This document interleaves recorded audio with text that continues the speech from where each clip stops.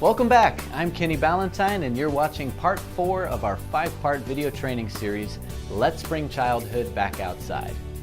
In this video, I'm going to tell you a story of how developments over the last 20 years completely transformed the way children play and are raised.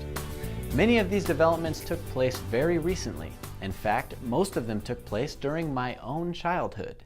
When I was young, I witnessed 3 major developments in digital media that completely changed how kids play and communicate. The first was expanded television programming for kids. Once upon a time, a million years ago, children's programming was only on Saturday morning. Remember that? But when I was in elementary school, virtually every network began showing kids shows from about 2 o'clock to 4:30 every day. The time slot that was traditionally used for playing outside between school and dinner time. Secondly was the availability of the internet. In the mid-90s, the internet became fast enough and cheap enough for virtually every middle-class family in America. Websites and chat rooms immediately became a major drain on even very young children. And the third was the boom in home video game systems. 3 major companies sprang into existence who were all competing for children's attention. By the time I had reached middle school, virtually every kid either had a gaming system in the home or desperately wanted one. And from then on, the definition of play had changed forever. I have always enjoyed the irony in the name of Sony's PlayStation, which combines the word play with the word station, meaning stationary or fixed place. Stationary play sounds fun, doesn't it? Many more developments have taken place since then, some of them very recently. One major change has been urbanization. For the first time in world history, more people live in cities than in the country. And of course, in large cities, you find concrete, busy streets, tall buildings, and not very many public green spaces. Another major development is the modern-day epidemic of over-scheduled children.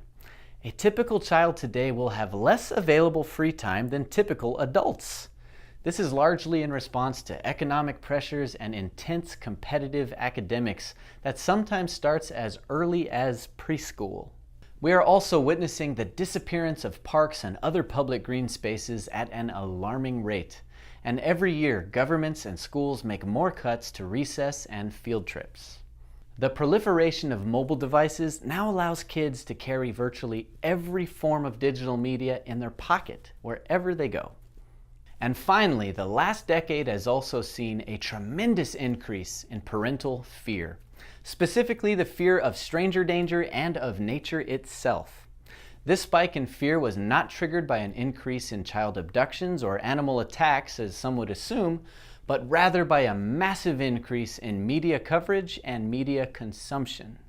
I particularly love this clip from Nature Kids that illustrates just how absurd some of our fears can be.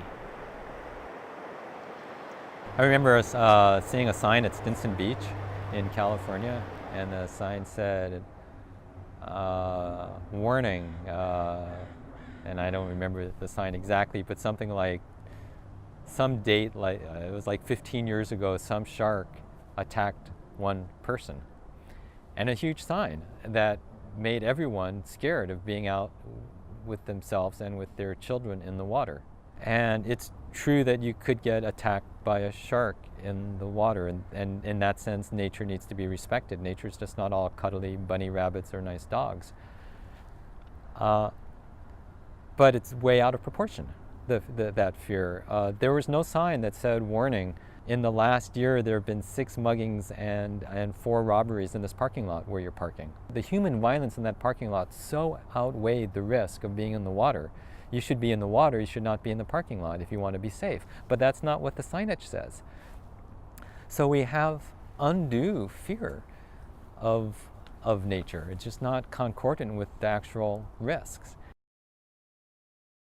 These technological and societal shifts have created a culture where children now spend 90% of their time indoors and 6 to 10 hours a day in front of a glowing screen. I like to call the story I just told you the Great Migration. A massive exodus has taken place, a vast migration of children from an outdoor natural environment to an indoor artificial one. Sometimes it can be hard to notice that something has changed until you are shown just how far we have come and how it happened. That is the purpose of the Great Migration infographic. It visually tells the story of how childhood moved inside. You can download the graphic by using the link below or by clicking on the infographic thumbnail. Let's help people see that what is happening to our children isn't normal, and that there is a better way. In our next video, we are going to get to some hands-on advice on how you can start making a difference today. And I will share with you my 5 tips for how to get kids to unplug and go outside. Until then, I'm Kenny Ballantyne saying thanks for watching, and I will see you outside.